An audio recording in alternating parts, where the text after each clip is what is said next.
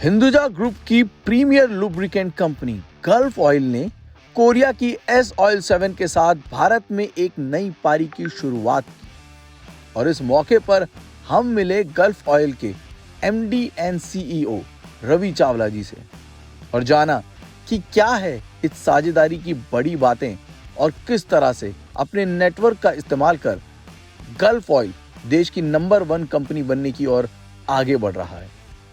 देखिए, जैसे आपने बताया कि अब लुब्रिकेंट इंडस्ट्री की ग्रोथ जो है ये कायम है कि लगभग 3% वॉल्यूम ग्रोथ और 6-7% वैल्यू ग्रोथ जो है वो नेक्स्ट डिकेड में रहेगा। ईवी का जो इम्पैक्ट आने वाला है कुछ सेगमेंट्स में हम देख रहे हैं, बट ग्रोथ इज़ इंटैक्ट। और ये पार्टनरशिप जो हम आज लॉन्च कर रहे हैं, हमने एस ऑयल जो हमारे बेस ऑयल सप्लायर रहे हैं काफ़ी सालों से, वो अपना प्रोडक्ट इंडिया लाना चाह रहे थे, तो हमने 2020 से उनके प्रोडक्ट्स हमने टेक्नोलॉजी ट्रांसफ़र करके यहाँ हमने मैन्युफैक्चरिंग स्टार्ट की थी। और ये products passenger car motor oil में एस ऑयल 7 ब्रांड के अंडर पेश किए गए हैं। उसको हम अब एक्सपैंड कर रहे हैं, उनका डिस्ट्रीब्यूटर नेटवर्क बना रहे हैं। ये पैसेंजर कार मोटर ऑयल और कुछ मोटरसाइकिल प्रोडक्ट्स हैं, कुछ डीजल इंजन ऑयल प्रोडक्ट्स हैं। तो ये एक ब्रांड जो कोरिया में है और काफ़ी स्ट्रॉन्ग है वहाँ पर, कुछ दूसरे मार्केट्स में भी है। अब इंडिया में अब हमारे थ्रू हम इसको मार्केट करेंगे। ये एक मैं कहूँगा एक इनिशिएटिव है हमारे साथ एस ऑयल जुड़ी है, उसके लिए हम बहुत खुश हैं। और क्योंकि एस ऑयल कंपनी जो है वो कोरियन ओईएम्स जो हुंडई किया है उनके साथ भी प्रोडक्ट्स डेवलप कर चुके हैं, उनके पास प्रोडक्ट्स हैं जो ये ओईएम्स यूज़ करते हैं। तो ये दूसरी कड़ी भी हम आज पेश कर रहे हैं कि हम किया मोटर्स के साथ एस ऑयल के साथ उनके फ्रेंचाइजी वर्कशॉप्स में प्रोडक्ट्स पेश कर रहे हैं जो एस ऑयल अप्रूव प्रोडक्ट्स हैं, वो गल्फ यहाँ बना के उनको दे रहा है। और जून से ये हमने सप्लाईज स्टार्ट किए हैं उनके वर्कशॉप्स में। तो हमारी टीम जो एक डेडिकेटेड टीम है, हमारी manufacturing facilities with S oil technology products, हम इसको इंडिया में अब एक्सपैंड करेंगे। Fantastic. It's meeting of 2 giants और आपने 2 और जायंट्स के नाम लिए, आपने हिंडई और किया दोनों की बात करी। किया के साथ शुरुआत जून से आपने कहा कि हो चुकी है, तो do we see in future moving towards the other Korean manufacturer also? Well, for us, we have a large number of OEMs who we are partnering with and growing since many years, more than 35-40 OEMs. तो हमारा definitely ये है कि OEMs में काफ़ी suppliers रहते हैं। हर OEM के पास 2 या 3 suppliers रहेंगे lubricants के। तो हमें definitely हम कोशिश करेंगे कि हम उनके साथ एक्सपैंड करें। बट अब जो किया का जो हम कर रहे हैं उसके लिए हम आज हैं इस ओकेजन में। तो मैं कहूँगा 1 by 1 we should be able to satisfy the customers. And as we heard, किया is all about giving the satisfaction to the customer and lubricant is part of it. So we believe that being a part of it we have to work with the same expectation that customers want from the vehicle and from the service and the lubricant that goes into the vehicle. Yes, without any doubt, sir. Last 4 years जिस तरह से किया ने पायदान आगे बढ़ी है, Seltos से शुरुआत करी और फिर सोनेट और कार्निवल के साथ और अब ईवी के साथ जिस तरह से आगे बढ़ रहा है, किया ने अपना एक बेंचमार्क सेट किया और उस हिंडई भी उसमें आ गया और now this association makes it for the customers a very win win situation. Sir, आपके कई सारे ग्लोबली अक्लेम्ड प्रोडक्ट्स जो प्रीमियम प्रोडक्ट्स हैं, जिनकी अगर मैं बात करूँगा, ये जो आपके प्रीमियम प्रोडक्ट्स हैं ये ग्लोबल मार्केट में आगे बढ़ते हुए कैसे दिख रहे हैं आपको? क्या है इनकी अवेलेबिलिटी, विजिबिलिटी ग्लोबल मार्केट में भी बड़े जो आपके प्रीमियम ब्रांड है उसके लिए आपने कुछ फ्यूचर प्लान? देखिए, गल्फ ब्रांड जो है वो गल्फ ऑयल इंटरनेशनल हमारी parent company has the brand, part of Hinduja group, and we are marketing Gulf products all across the world, more than 100 countries. So हमारा जो इंडिया से है, हम इंडियन मार्केट में जो OEMs है उसको केटर करते हैं। हमारे एक्सपोर्ट्स भी हैं। सो कई OEMs जो मैं कहूँगा ग्लोबल सप्लाईज जो इंडिया बेस बना के करते हैं वो भी हमारा जारी है कुछ OEMs के साथ। और गल्फ के प्रोडक्ट्स भी हम एक्सपोर्ट करते हैं to other entities of Gulf. तो definitely India is 95% of our sale from here is for Indian market. So our focus as Gulf globally, yes we have availability of Gulf from other manufacturing locations because उनका क्या cost और दूसरे advantages रहते हैं to make locally in the various geographies. So definitely we look at exports for the OEMs that are based here, and also some of the international OEMs are also making product here for Asian countries for us. So that is also a sort of growth area which we are looking at. Right. Sir in terms of market expect आपका जो सबसे बड़ा strong point है ना, अगर मैं आपकी 15 साल की अगर मैं गलत नहीं हूँ ग्रोथ पाथ पे देखें तो उसमें आपने अपने नेटवर्क का इस्तेमाल बहुत खूबसूरती से किया हाँ है जी। और वही शायद आपका सबसे सॉलिड ग्राउंड है।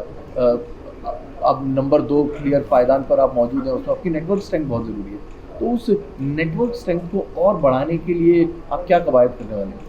देखिए, हमारी नेटवर्क स्ट्रेंथ जो आप बता रहे हैं कि डेफिनेटली उसमें हमने ग्रो किया है अच्छा, और हमें ये भी उम्मीद है कि हम इसको जैसे ब्रांड हमारा टॉप, मैं कहूँगा टॉप लेवल पे हम ब्रांड ले चुके हैं, इन्वेस्ट भी हुआ है ब्रांड में क्रिकेट के द्वारा, ग्लोबल स्पोर्ट्स के द्वारा, मोटर स्पोर्ट्स, और इस फ़ायदे में हम जब हैं तो डिस्ट्रीब्यूशन बहुत इंपॉर्टेंट हो जाता है। तो हमारे लगभग हम बोलते हैं 80,000 टच पॉइंट्स हैं, उसको हम कैसे और 15-20% बढ़ाए हर साल। और हमारे ब्रांडेड वर्कशॉप्स हैं, बाइक स्टॉप, कार स्टॉप्स, हमारे अर्बन डिस्ट्रीब्यूटर्स हैं, सेमी अर्बन है, बट हमने कुछ साल पहले रूरल डिस्ट्रीब्यूशन भी एक फोकस एरिया लिया है। और ये मैं कहूँगा distributor network, retailer network, independent workshops, OEM networks हैं, इसको हमारी पूरी टीम्स हैं इंटरनली जो इसमें स्पेशलाइज करती हैं, और इसको हम not only by having more people on the ground who can do this, but channel partners, उनके साथ कैसे हम ग्रो कर सकते हैं, एक्टिवेशंस कैसे कर सकते हैं। और मैं कहूँगा एक और कड़ी जो अब आई है डिजिटाइजेशन, ये सब लिंकेजेस जो है डिजिटल इन्फॉर्मेशन, उसमें भी हमने काफ़ी इन्वेस्ट किया और आगे भी करेंगे।